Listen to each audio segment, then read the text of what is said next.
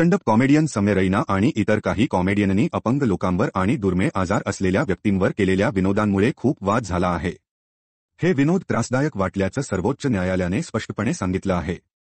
कोर्टाने म्हटलंय की अशा प्रकारच्या वागणुकीकडे गंभीरपणे पाहिले जाईल. मंगळवारी स्पायनल मस्क्युलर ॲट्रोफी या दुर्मिळ आजारासाठी काम करणाऱ्या क्युअर फाउंडेशन ऑफ इंडिया या संस्थेने याचिका दाखल केली होती.